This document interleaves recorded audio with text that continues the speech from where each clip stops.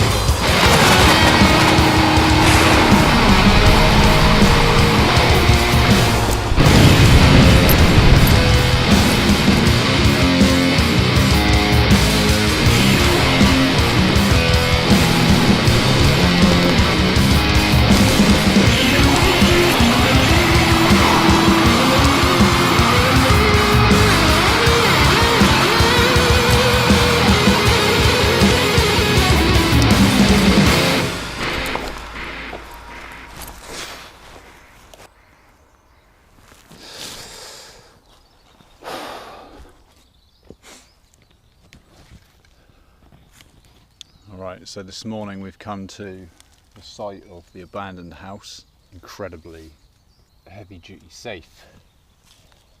It's obviously been cut into. That must have taken quite a while with, looks like it was an angle grinder or something. But yeah, this is the abandoned house. I've known of its existence since I was a kid playing in these woods. This was obviously the home of some off-gridders who came out here and just probably started with a little semi-underground wooden cabin like I've got, but they obviously did pretty well for themselves, didn't get discovered for a long time, and they've upgraded to brick walls, at least 3 rooms. You've got obviously a bathroom here, that's it, and I guess this was like a window. They must have thrown the safe out the window, I don't know, tried to break it, ultimately got in there with an angle grinder, who fucking knows. Anyway, so I had a dream last night. I went into a cafe and there was a fella there, and I said, can I have a glass of water? And he gave me a cup of tea with milk and a lot of sugar in it, and I realised he's obviously distracted, so I was like, oh yeah, can I have a glass of water with that please? So he gave me a glass of water, but it had loads of sugar in it, like undissolved sugar, just a big pile of it at the bottom. So I was like, okay, whatever. And then he went out the back, he went out to the kitchen to go and do something, and I grabbed a clean glass, went to the tap and just started necking glasses of water, and then he re-emerged from the kitchen. He was carrying a big plastic tub of sugar where he'd been mixing up just pure sugar, and he just looked at me like, the hell are you doing? And I woke up at that point with a really dry mouth, desperate for some water. So there's 2 things going on here. Obviously I needed a drink, but also the sugar thing. You know, I've been the master of giving up all addictions, and what I've discovered along the way is that you don't really realise you're addicted to something until you try to cut back on it or get rid of it completely. Another thing I've realised about addictions is when you master something, it's like your other addictions, which may have been minor or may not have been addictions, they were just habits, they then become addictions. It's like the demon, whatever it is, it just moves to a new fuel source. So I was so successful with breaking my habits, it sort of boiled down to the point where sugar seemed to be the only one, and sugar seems to be like the hardest one to beat, because your brain loves sugar, your body loves sugar, and it's such a ubiquitous substance. It comes in many different forms. I don't really know much about the chemistry of it. You know, I could reel off some names if I tried, but it's not really the point here. You know, sugar's everywhere, but you know, I gave up on the vegan diet. I've been really struggling on it for the last 1.5 years, let's say. I honestly don't believe that you can heal it with diet alone. It's obviously something mental, it's obviously something emotional as well, but you know, I did what I could. I did what I could, and diet was an easy thing. Beating addictions was an easy thing to do. Working on the stuff in it is not an easy thing to do, so you're working on that in the background. So Cigarettes were easy, alcohol was easy, porn is easy. Sugar, that's the real fucker. And it's like, how do you quit sugar on a vegan diet? Pretty much everything I was eating contained sugar of some form. They call it the sugar and fibre diet. That's what you eat as a vegan, it's sugar and fibre. And yes, I realise not all sugars are created equal. I realise it's not entirely fair to call complex sugars, well, they are. Carbohydrate is a complex sugar, that's all it is, and it goes into the body and it's broken down and it becomes good old-fashioned sugar of one form or another. So it is sugar. But you know, I had a false start at the beginning of January trying to adopt a ketogenic diet, and you know, I looked at vegan keto back when I was a vegan because I thought, you know, I need to get off the sugar. But I took one look at vegan keto and I just thought, fuck that, I'd rather stick rusty nails under my fingernails and try and, you know, get my B12 like that. So yeah, the keto thing, I got started, but then halfway through January I'd been eating an extremely low carbohydrate diet, obviously heavily reliant on animal products to achieve that. I was feeling fine, I was able to cycle like a maniac still, you know, hauling this heavy bike up hills and stuff, and I was running entirely on fat. It was amazing. I couldn't imagine that was possible without carbohydrates. I didn't notice a switch over at all. The body just seamlessly switches from running on sugar to running on fat.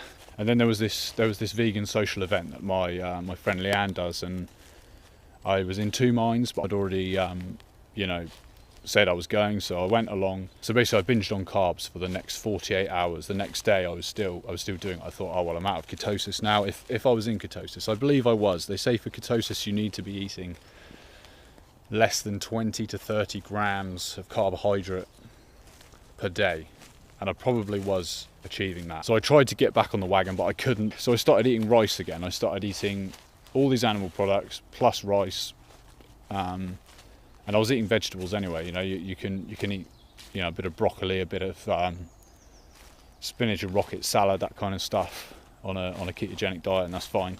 I felt like I hadn't given it a proper chance to work, to see if it could help.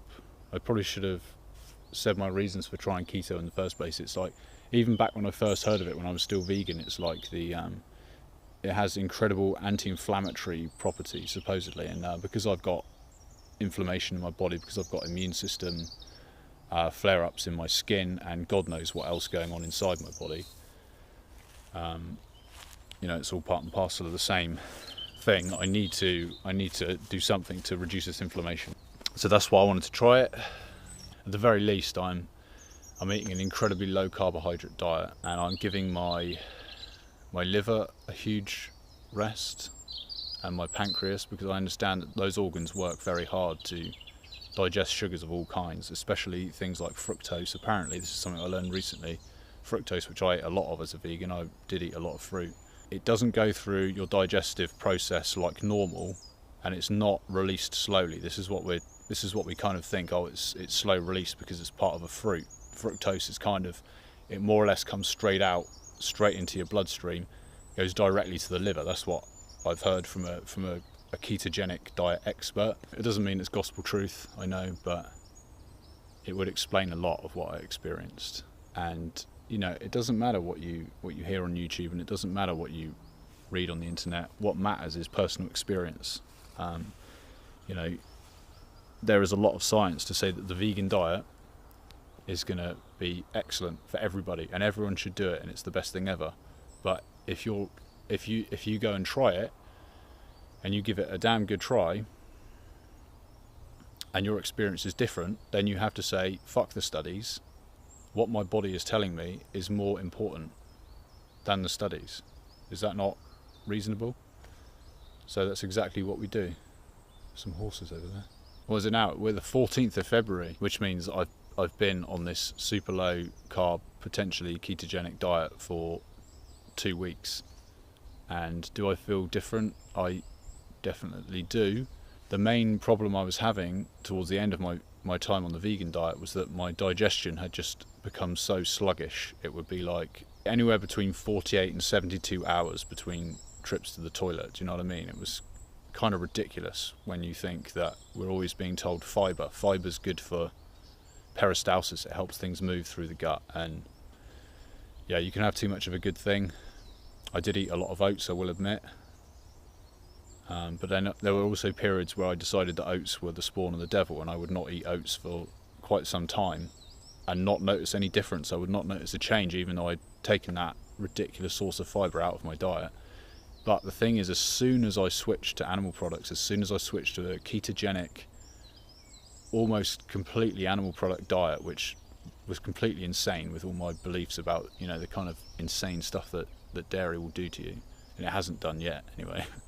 But my digestion all of a sudden has gone, thank fuck that all that fibre and sugar is like gone. It's just like it's given the whole system a break. It was just running too much, too hard in certain ways. And I know how important it is, rather, let's say, about the microbiome, the stuff, the bacteria and that in your gut.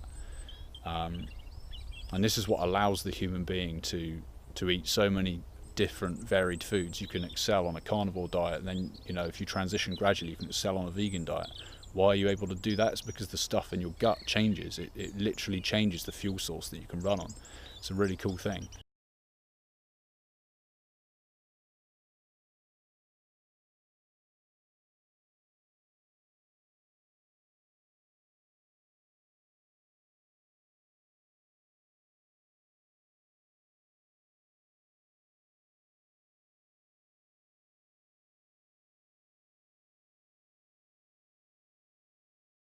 And it's not really about good and bad diets. This is something I've learned. It's how appropriate the diet is for you, and how appropriate the diet is for you at this particular moment. Because there was a time when the vegan diet was absolutely appropriate for me, and it was absolutely right for me at that time. And it's clearly, it had a sell-by date on it, had a shelf life for me. The way I view it now, honestly, it was a fast. It was a fast that lasted maybe 2 years. And then I should have realised it and broken it, but I didn't realise that. I kept going, and that's when I started to suffer. I used to think that plants were easy to digest. My thinking now is completely the opposite of that. Meat used to seem like a completely illogical thing to say would be easy to digest, but now I'm like, fibre is literally indigestible, and that's what a lot of plant is made of. And then there's the other things attached to it that are the things we can digest, but that's still going to be slightly hard to digest. Meat is practically what you need it to be already. That's going to take less digestion, surely, and that certainly seems to have been borne out by experience. You know, I'm not that interested in studies. I'm interested in personal experience, and that's why you get people like me. You know, ideologically, I would be eating very close to a vegan diet. I would feel happier with that, healthier. It's definitely the ethical and moral choice. But in the short term, I need to get myself well, and then I can go back in that direction. That's how I see it now. It does have great value. It is very important for people to be vegan and to spread that message, but it's not for me anymore. It was absolutely what I needed at the time.